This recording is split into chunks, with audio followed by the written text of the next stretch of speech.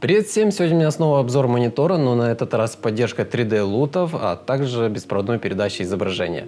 Поехали!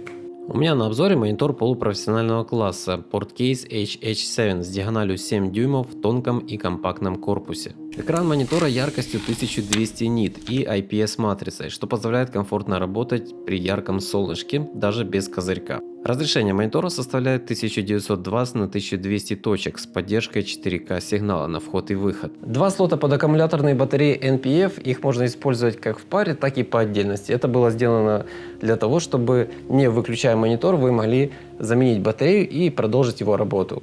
По всем торцам установлена резьба 1/4 для различных креплений, будь то на стойку, клетку или же на саму камеру. Порты HDMI и USB расположены под низом монитора. Если вам каким-то образом неудобно подключать кабель в таком положении, монитор можно с легкостью перевернуть, как и само изображение в меню настроек. Монитор подключается к камере по HDMI кабелю, который в комплектацию не входит, как и сами аккумуляторы, придется докупать отдельно. Да и вообще комплектация монитора у нас очень простенькая. У нас идет специальный кабель для того, чтобы вы могли запитать вашу камеру, собственно, от монитора. Очень удобно. Флешка, на которой идет у нас специальные луты, то есть которые вы можете уже загрузить в ваш монитор и сразу же использовать, а также инструкция в электронном виде. На верхней части монитора установлены клавиши управления. 4 из них для назначения функций быстрого доступа. Вы можете установить то, что вам действительно необходимо. Кнопки переключения сигнала, рычаг включения-выключения и колесо для регулировки звука в наушниках. Да, в монитор можно подключить наушники и слушать, как пишется звук с камеры. Это очень полезно, когда в самой камере нет такого входа. Также само колесо служит кнопкой вызова главного меню. В главном меню русского языка нет, доступно только два: английский и китайский.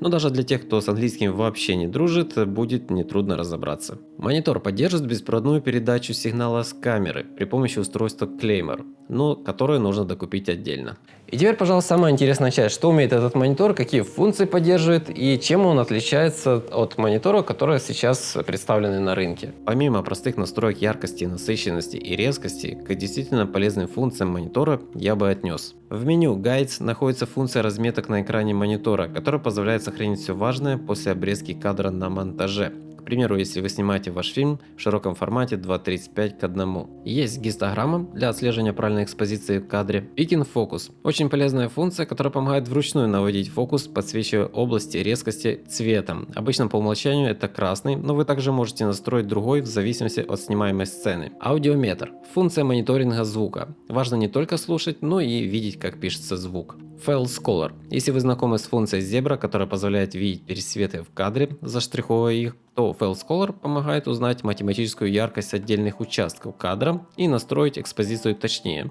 чем просто на глаз. Зуминг – цифровое зумирование на экране монитора от 1,5 до 3, позволяет более детально разглядеть необходимую область в кадре, а также помогает более точно наводить на резкость. И наконец мы подошли к использованию функции 3D лутов. Как я и сказал в самом начале видео, монитор поддерживает луты, которые можно использовать в реальном времени, но для начала их нужно загрузить в сам монитор, так как их там внутри изначально нету.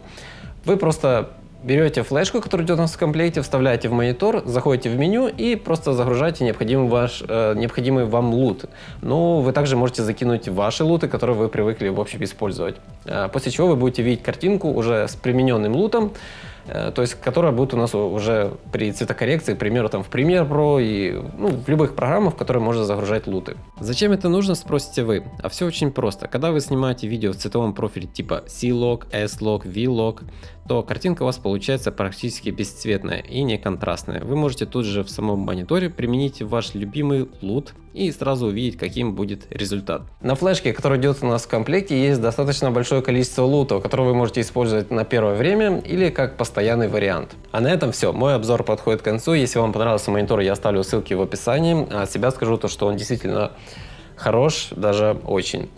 Также пишите в комментариях, каким монитором пользуетесь вы, и напишите также, стоит ли вообще использовать мониторы в видеосъемке и так далее.